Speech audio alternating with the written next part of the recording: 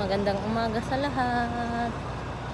Ito, natid namin yung mga bata. Dadaan akong grocery bago uwi. Bibili na pang ginataang manok. Yun ang ulam namin ngayon, ginataang manok.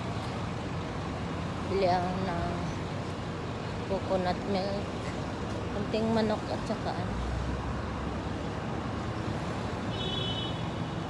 yung gulay, papaya, at saka malunggay, kung makahanap ang malunggay. Ito, dito yung mga tennis park. Yan yung nasa loob niyan yung swimming pool.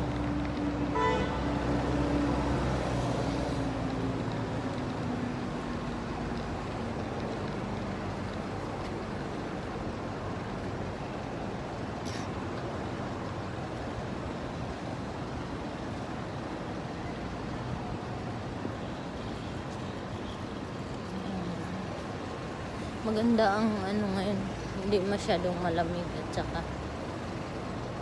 hindi ganun kainit.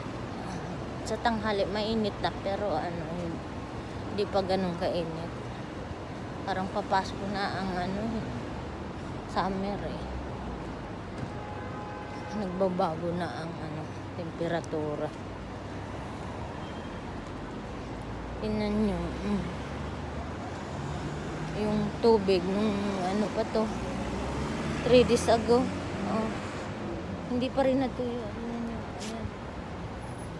Na-stuck pa rin yung tubig yan, baha pa. Wala kasing drainage dito kaya hindi bumababa yung tubig. Walang butas yung kanal, walang kanal. Kaya ito, baba ko na to at tatawid ako at maraming sasakyan. Bye guys, happy Thursday.